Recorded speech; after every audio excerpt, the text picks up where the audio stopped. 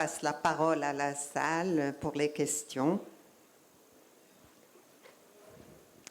Professeur Alleli. Merci Slima pour ce beau résumé. Donc, si on comprend bien, dans les spondylarthropathies précoces, il vaut mieux finalement, ça ne sert absolument à rien de faire le T2T ou le traitement précoce. C'est pas la polyarthrite rhumatoïde. Donc maintenant, si on voit une spondylarthrite à un stade débutant, on n'a pas à taper fort comme dans la polyarthrite rhumatoïde. Non. Il n'y a pas de fenêtre d'opportunité finalement.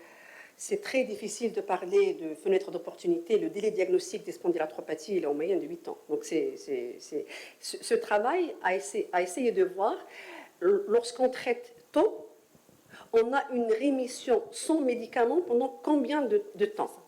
Donc traité tôt, INS ou golimumab, on a 60%, chez 60% de patients, on arrive à avoir une rémission prolongée. Mais après, ils se rejoignent. Les deux groupes vont se rejoindre. Voilà, oui, ils rechutent. Le délai de rechute est différent, c'est clair. Il est de 155 jours pour le biologique et il est de 60 jours pour l'INS. Mais l'idée, c'est de ne pas intensifier. Au contraire, je pense que l'idée derrière, c'est plutôt y aller, plutôt traiter, puisqu'on a une rémission sans médicaments. Mais qui rechute. Donc, finalement. Oui. Professeur Berry. Mais si on a une rémission prolongée, on va être peut-être à l'abri, enfin, certainement à l'abri d'atteinte structurale. Merci Slima pour ton beau tour d'horizon. Sujet très intéressant concernant les traités pour intercepter. Et le souci à chaque fois, c'est de se dire on va traiter 100 malades pour prévenir 20 à 30%, et donc traiter 70 pour rien pendant 2 à 3 ans.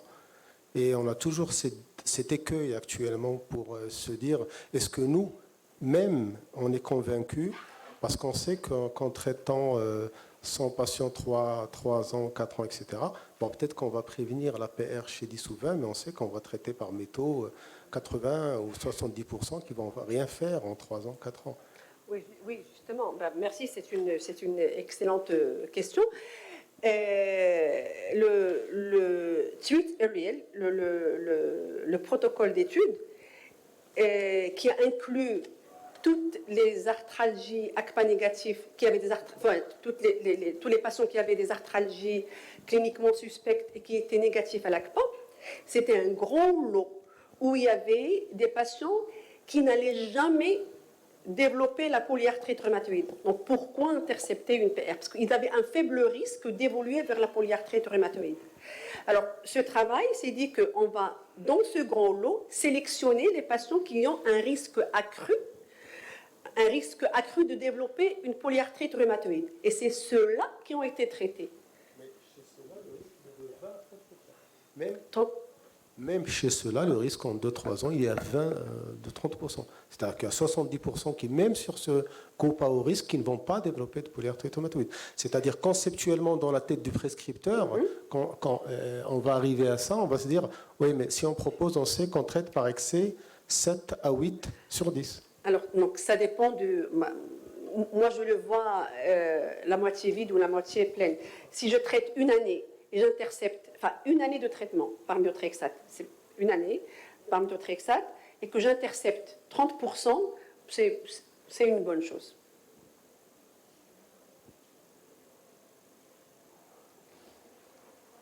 Oui?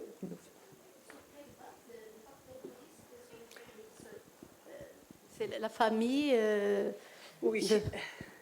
Alors, les facteurs vraiment. Les facteurs de risque, c'était l'hygiène dentaire, c'était le tabac, c'était les facteurs de risque de survenue de polyarthrite rhumatoïde de façon générale.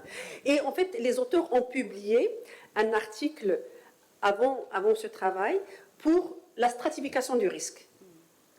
Les 25% risque faible, 25-70% risque accru, plus de 75%, c'est les résultats d'un travail antérieur que je n'ai pas présenté. C'est toute une gymnastique statistique pour Et après, on n'a pas idée de ce qu'on va devenir ces gens si on arrête le traitement après à une année, ou bien si on poursuit, on est obligé de poursuivre. Non, Est-ce qu'ils font apparaître des signes Oui, après oui, oui. ou est-ce qu'ils- Alors, déjà, qu'est-ce qu'ils deviennent? C'est une étude, c'est les résultats d'une étude à 4 ans. Donc, ces patients ont été traités pendant une année, suivis pendant 3 ans. Donc, on sait qu'à 3 ans, ils n'ont rien développé. Je pense, en complément de réponse pour Rachid, et sur le plan économique, ça doit être, il faudrait le calculer, mais ça va être certainement gagnant que d'intercepter la polyarthrite rhumatoïde, même si on intercepte 30%.